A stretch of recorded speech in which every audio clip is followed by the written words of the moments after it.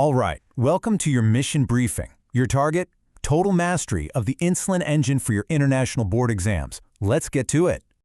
Listen up. Your objective here is to get complete command over insulin therapy. And to do that, you've got to stop thinking like a student reading a textbook and start thinking like the actual organ we're trying to replace. This right here, this is the core principle of our entire mission. We are not just giving a drug, We're operating a super complex biological engine.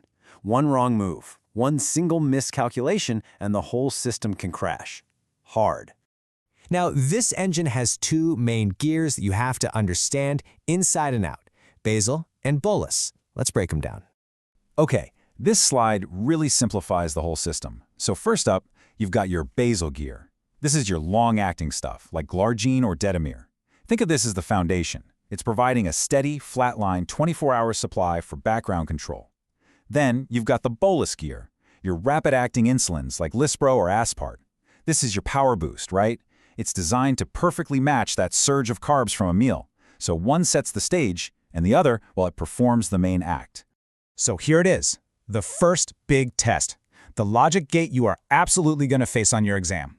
Your patient wakes up, their morning glucose is high. What's your move? Now, this isn't some simple question. It's a full-on diagnostic mystery with two totally different answers. And these are your two main suspects. First, you've got the dawn phenomenon. This is just a natural surge in growth hormone that happens in the early morning hours. Suspect number two is the Somogyi effect, which is a really dangerous rebound from a low blood sugar event overnight. Let me be crystal clear. You cannot guess between these two. You just can't. The stakes are way too high. The only way to crack this case, and this is almost always the next best step on your exam, is to check the 3 a.m. blood sugar. It is non-negotiable, period. Okay, hold on. Before we go any further, we have to engage our mandatory safety protocol. This is critical. Pay attention. Just so we're all on the same page, this content is for educational purposes for your board exams. It is not medical advice. For actual clinical decisions, you always consult official guidelines and your local hospital protocols. All right, safety protocol disengaged. Let's dive deep into this whole 3 a.m. mystery. So let's just lay out the timeline here. The patient gets their insulin, they go to bed, they wake up at 7 a.m., and boom, their blood sugar is 250. Now, the knee-jerk reaction, what everyone wants to do is just increase that bedtime basal dose. But the real story, the absolute key piece of data, is what happens at that 3 a.m. checkpoint. And blindly increasing that dose? Come on, that is a gamble, not a strategy. You're basically betting the patient's life without having all the information. We have to know why the glucose is high before we make a move. So here are the two scenarios laid out side by side. If that 3 a.m. sugar is low, well, you've just unmasked the Somogyi effect. What happened was, too much insulin caused a crash, and the body freaked out. It released a bunch of counter-regulatory hormones like glucagon, causing a rebound hyperglycemia. The right move? You actually decrease the basal dose. Now on the flip side, if that 3 a.m. sugar is high or even normal, it's the dawn phenomenon. That natural surge in growth hormone is causing insulin resistance. And the action here? You increase the basal dose.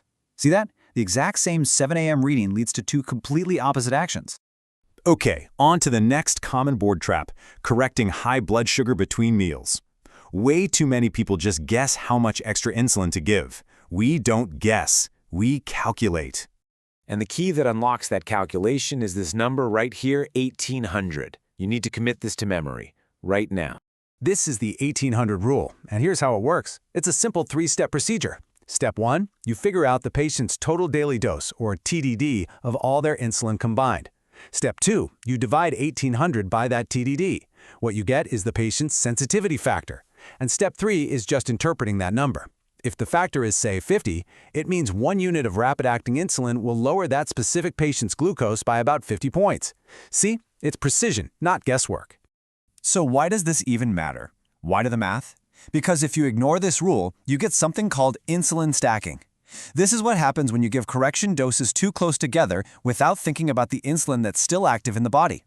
The doses overlap, and the result is a delayed, totally unpredictable, and potentially deadly hypoglycemic crash. Precision is your only defense against this. Okay, time to encode this logic. Let's lock in the insulin matrix. We're going to do a rapid-fire review. So, get ready. Let's lock it in. 3 a.m. glucose is low. That's the Somogyi effect. Action, decrease basal. 3 a.m. glucose high or normal. That's the dawn phenomenon. Action, increase basal. What's the peak of long-acting Glargine? Trick question. There's no peak. It's a flat foundation. Onset of rapid-acting Lispro? About 15 minutes, gotta match the meal. The rule for the sensitivity factor? The 1800 rule. Got it? Logic? Sealed. This is the core matrix you have to have absolutely down cold for your exam. Now, let's look ahead to our next mission, because we are about to escalate the threat level. But first, congratulations! Mission secured. The insulin engine is calibrated.